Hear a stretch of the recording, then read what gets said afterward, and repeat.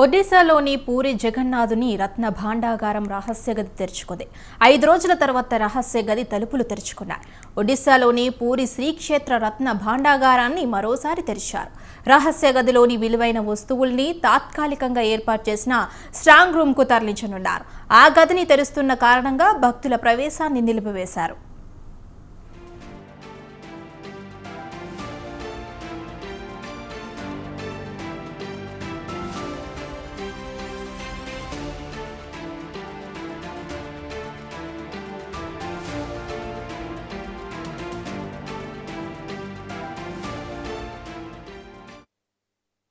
రత్న భాండాగారం 3వ గదిని 11 మంది సభ్యులు తెరిచారు. గది ఓపెన్ చేశాక స్ట్రాంగ్ రూమ్కు సంపద తరలిస్తారు.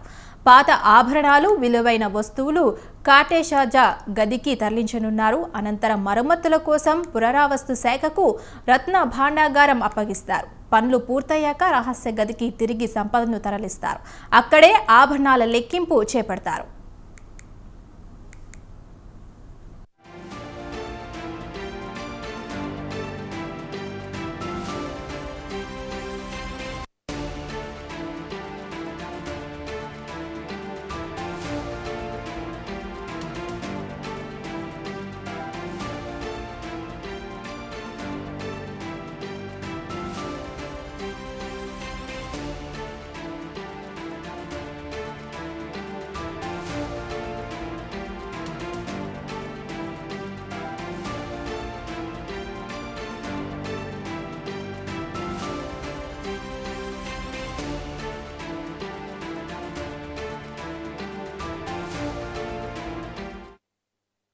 ఒడిశాలోని పూరి జగన్నాథుని రత్న భాండాగారం రహస్య గది తెరుచుకుంది.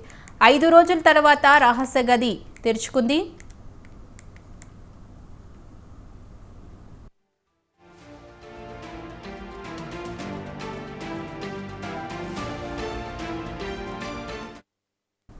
ఒడిశాలోని పూరి జగన్నాథుని రత్న భాండాగారం రహస్య గది తెరుచుకుంది. 5 రోజుల తర్వాత రహస్య గది తలుపులు తెరుచుకున్నాయి. ఒడిశాలోని పూరి శ్రీక్షేత్ర రత్న భాండాగారాన్ని మరోసారి తెరిచారు. రహస్య గదిలోని విలువైన వస్తువుల్ని తాత్కాలికంగా ఏర్పాటు చేసిన స్ట్రాంగ్ రూమ్కి తరలించనున్నారు. ఆ గదిని తెరుస్తున్న కారణంగా భక్తుల ప్రవేశాన్ని నిలిపివేశారు.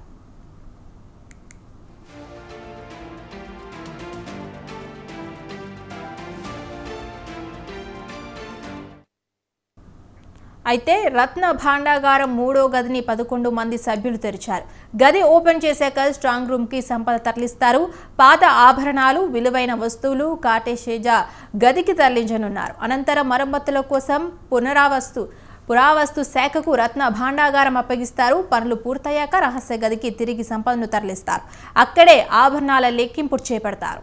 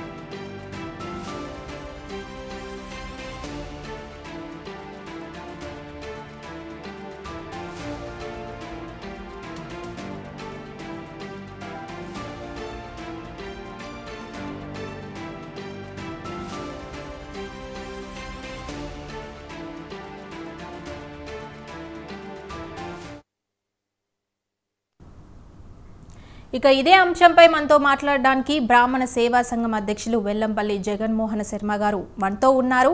వారిని అడిగి మరిన్ని విషయాలు తెలుసుకుందాం. సార్, జగన్నాథుని ఆలయంలో ఎంతో సంపద ఉంటుంది కదా, సంపద చుట్టూ నాగబంధం ఉంటుందని చాలా ఆరోపణలు వచ్చాయి. ఇది ఎంతవరకు నిజమంటారు సార్? నమస్తే అండి. మొదలు స్వతంత్ర టీవీ వారికి ఈ ప్రజలందరికీ తెలియడానికి ఈ ఛానల్లో లైవ్ ప్రోగ్రామ్ ఏర్పాటు చేసినందుకు ప్రత్యేక ధన్యవాదాలండి. వినొస్తుందా అండి? వినిపిస్తుంది, చెప్పండి సార్. అయితే ఏదైనా కానీ భద్రత కొరకు మనము ఇప్పుడు నాస్తిక లోకానికి చెప్పడానికి ఇది ఒక నిదర్శనం. ఏం నిదర్శనం అంటే, నాగబంధనం ఉంది, స్ట్రాంగ్ రూమ్లు ఉన్నాయి, ఇన్ని రోజులు తెలియకుండా ఉంచినాయి ఎందుకొరకు అనేది కూడా ప్రజలకు తెలవాలి అంటే మంచి ప్రోగ్రాం ఏర్పాటు చేసిర్రు. మీకు ప్రత్యేక ధన్యవాదాలు. నాగబంధన అనేది తప్పనిసరి ఉంది. ఎందుకుంది అంటే, ఇప్పుడు నిన్నగాక మొన్న మనం టీవీలో చూసినాం. పాతాళ గంగలో శ్రీశైలంలో శివుని చుట్టూ నాగుంబాము పటిక చుట్టుకొని దాని మీద ఉంది అని.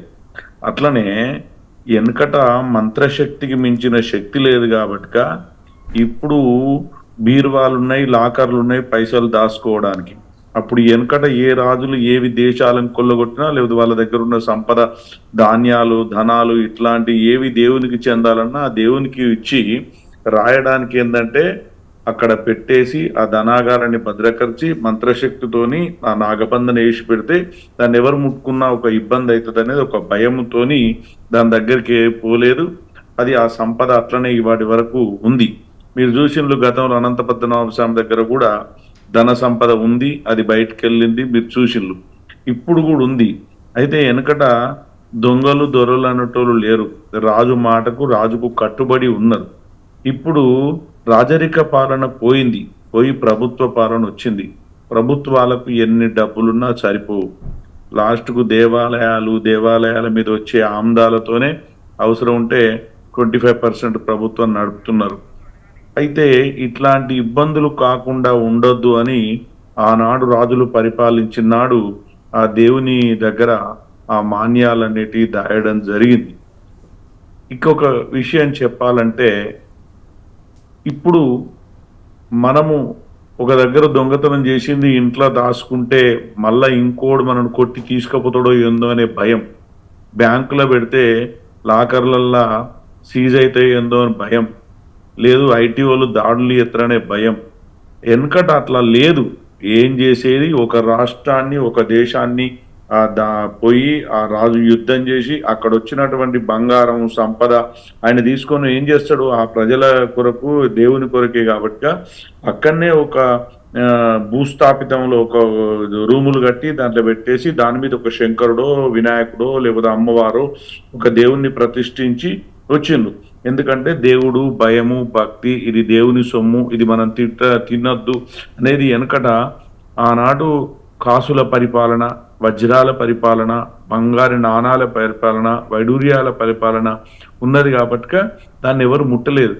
ఇప్పుడు మొత్తం రాక్షస పరిపాలన అయిపోయింది. ఏదైనా బంగారం ఉంటే, పైసలు ఉంటే, వజ్రాలు ఉంటే మొదలు వీళ్ళు కొట్టుకొని పోవడే అలవాటైంది కాబట్టి ఆ సంపద పెద్దలు రాజులు కూడబెట్టింది కాబట్టి మనం మిగలడం జరిగింది. 100% నాగబంధన ఉంది. ఇప్పటికి కూడా అటువంటి విద్య నేర్చిన వాళ్ళు చాలా మంది ఉన్నారు. ఆ విద్యతోనే ఆ దేవుడు, ఆ రక్షణ, ఆ బంగారం కాపాడబడుతుందండి.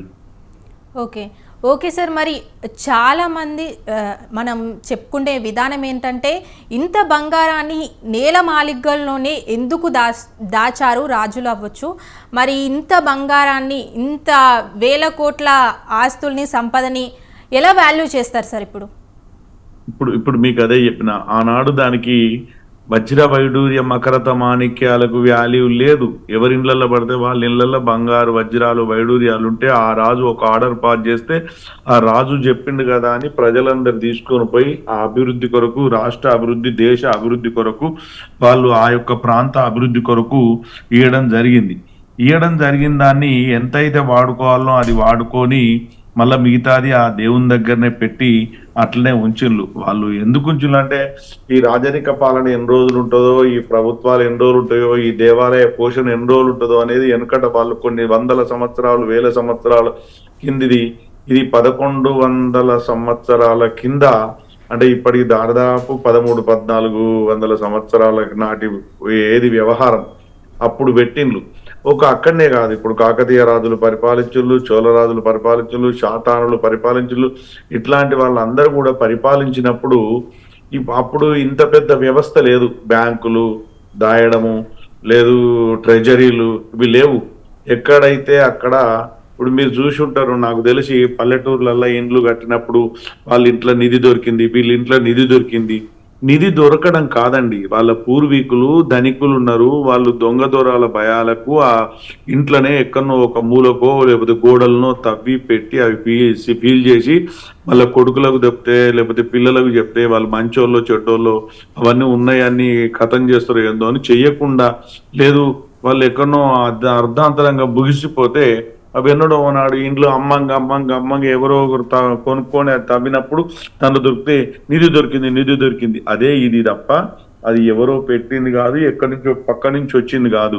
వెనకట పూర్వంలో ఎక్కడ బ్యాంకులు ఏమీ లేని టైములల్లా ఆ బంగారం అనేది లోపల భూగర్భంలో గనక ఒక రూమ్ కట్టుకొని ఒక పెట్టె పెట్టుకొని ఒక గావులను పెట్టుకొని దాన్ని భూస్థాపితం చేసి దాన్ని ఒక పూజ చేసి నాగబంధన చేసినలు దేవాలయాలు రాజులు రాజ్యాలన్నప్పుడు మానవులు ఆ ఇండ్లల్లో గాజులల్లో గురిగిళ్ళల్లో చెంబులల్లో బిందెలలో పెట్టి పాతిపెట్టినలు అవే నిధి అని అందరు అంటున్నారు. కానీ అది ఎక్కడ భూమి నుంచి వచ్చిన నిధి కాదు, పాతి పెట్టినటువంటి నిధే ఇప్పుడు బయటకు వస్తుంది. దాన్నే నిధి అని ప్రచారం చేస్తున్నారు. Okay okay sir. అయితే అప్పట్లో బ్రిటిష్ కాలం నాటి రాజులు చాలా గుడులని ధ్వంసం చేయడం జరిగింది, అనేక సంపదని దోచుకెళ్ళడం జరిగింది. కానీ ఇప్పుడు అనంత పద్మనాభుడి స్వామి సంపద అవ్వచ్చు, పూరి జగన్నాథుడి సంపద అవ్వచ్చు, ఇప్పుడు బయటకు వస్తుంది. కాబట్టి ఈ సంపద అనేది ఏ విధంగా రక్షింపబడింది అంటారు? అంటే తెలియనంత వరకే ఆ సంపదన రక్షణ గురించి ఆ భగవంతుడు కాపాడిండు. ఇప్పుడు ఇంత రాక్షస పాలన జరుగుతున్నది, అది కాపాడతారు అది ఉంచుతారు అని అయితే నేను అనుకుంటలేను. ఇప్పుడు నాకు తెలిసిన వరకు 2వ గది తెరిచిండ్లు, రేపు 3వ గది తెరుస్తారు. దాంట్లో ఏమొస్తుందో ఏందో. అందుకే భగవంతుని సొమ్ము ఎవరైనా గనక ముట్టినట్టయితే ఈ ప్రళయాలు అందుకే వస్తున్నాయి. శివుడు నెత్తి మీద గంగ పెట్టుకొని కొంచెం కుండను వంచుతనే, ఆ గంగమ్మ తల్లిని వంచుతనే ప్రళయం వచ్చి కొన్ని రాష్ట్రాలు, ఊర్లు, గ్రామాలు, గుట్టలు, చెట్లు, చేమలు కొట్టుకపోతున్నాయి. ఇట్లాంటి భగవత్ సంపదనకు ఆశన పడితే ఎన్నడో ఓనాడు కాలగర్భంలో కలిసిపోయే పరిస్థితి వస్తుంది. కావున ఆ ప్రజల ఆ బంగారాన్ని దేవాలయానికి సంబంధించింది దేవునికే ఉంటే బాగుంటది. దాన్ని అట్లనే హైందవ ధర్మాన్ని కాపాడి దాన్ని అట్లనే భద్రపరిచి దేవాలయ అభివృద్ధి కొరకు, దేవుని అభివృద్ధి కొరకు, దేవుని పూజల కొరకు అవి అట్లనే వాడాలి తప్ప వాటిని తీసుకొచ్చి ఇప్పుడు తిరుపతిలో మనం చూస్తూ ఉన్నాం. ఎన్నో పైసలు అన్యాక్రాంతమవుతున్నాయి. రోజుకు కోట్ల రూపాయలు వస్తున్నాయి. దాన్ని అక్కడ డెవలప్ చేస్తలేరు. ఇతర సంస్థలకు, ఇతర మతాలకు దాన్ని సంపదను పంచిపెడుతున్నారు. ఇట్లనే ఈ అరాచకపు పాలనలో ఈ పైసలన్నీ ఎటో దిక్కు గిట్లనే ఖర్చు అయ్యే అవకాశాలు ఉన్నది. హైందవ ధర్మాన్ని కాపాడి భగవంతుని పైసలు భగవంతునికి ఉండేటట్టు అక్కడనే చేస్తే బాగుంటది. ఇప్పుడు మనం చూస్తూ ఉన్నాం, నిన్నగాక మొన్న అయోధ్యను కొల్లగొట్టిన్లు, బాబర్ మసీద్ కట్టిన్లు. మళ్ళా ఇప్పుడు ప్రధానమంత్రి మోడీ గారు వచ్చినాక, యోగి ఆదిత్యనాథ్ దాస్ గారు వచ్చినాక అది కట్టడం జరిగింది. మళ్ళీ ఇట్లాంటి రాచరికపు పాలన, రాక్షస పాలన రాకుండా ఉండాలని ఆ భగవంతుని మొక్కుకోవాలి. భగవంతుడే కాపాడాలి మనను. సంపదను కూడా భగవంతుడే కాపాడాలి. Okay okay sir. మరి ఇప్పుడు ఇంత 1000 కోట్ల సంపద 3వ గదిలో ఉందన్నారు. ఈరోజు అది లెక్కించడం కూడా జరుగుతుంది అంటారు. మరి ఇన్ని 1000 కోట్ల సంపదని ఎలా లెక్కిస్తారు? నార్మల్గా అయితే 10-20 గ్రాముల బంగారము, వెండో, వజ్రాలు అయితే లెక్కించగలుగుతాం. కానీ ఇంత 1000 కోట్ల సంపదని ఎలా లెక్కిస్తారు? అసలు ఏం జరగబోతుంది అంటారు? అంటే దాంట్లో బంగారం ఉందా, వజ్రాలు ఉందా, వైడూర్యాలు ఉందా అనేది తీస్తే బయటకు వస్తుంది. వచ్చిన తర్వాత అదేదో చిన్న తరాజు పెట్టుకొని జోకేది కాదు. అందాద అప్రాక్సిమేట్లీ లెక్కలేసి ఇన్ని టన్నులు దొరికింది, ఇన్ని టన్నులకు ఇంత వాల్యూ అవుతుంది, ఈ వాల్యూ ఇక్కడ భద్రపరచడం జరిగింది అనేది చేస్తారు తప్ప అది ఒకనాడు, ఒక గంట, ఒక రోజులో అయిపోయే పని కాదు. అట్లాంటి సంపద ఇప్పుడు మామూలుగా ఒకనాడు ఒక ఎకరం భూమిలో పుట్టి వడ్లు పంచుతూనే దాన్ని ఒక 2-3 గంటలు కుండలతో కొలిచి, సోలలతో కొలిచి అక్కడ కాంటాలు తెచ్చుకొని ట్రాక్టర్లో లోడ్ చేసుకొని పంపుతున్నారు. అటువంటిది బంగారం ఎంత జోకినా ఏది చేసినా దాని బరువులు, దాని ఆభరణాలు ఒక రోజులు అయ్యేటివి కావు. కొంత టైం పడుతుంది. ఆ టైంలో నిష్పక్షపాతంగా గనక పని చేసినట్టయితే తప్పనిసరి ఎంత ఏంది అనేది తెలుస్తుంది. కాకపోతే దాని మీద భద్రతా సిబ్బంది ఉంటుంది, కెమెరాలు ఉంటాయి, టీవీలు ఉంటాయి, మీలాంటి మాధ్యమాల ద్వారా ఏది బయటికి పోకుండా చూసుకుంటారు. కానీ బయటకు వచ్చినాక అన్యాక్రాంతం అయితే ఇక దానికి మనం ఏం చేయలేము. కానీ దానికి జోకుడు అనేదే కాకుండా అంచనాలు ఉంటాయి. ఆ అంచనాల ప్రకారం దాని విలువ అయితే వెలగట్టడం జరుగుతుంది. Thank you sir. రత్న భాండాగారం గురించి చాలా విషయాలు తెలియజేశారు. ధన్యవాదాలు.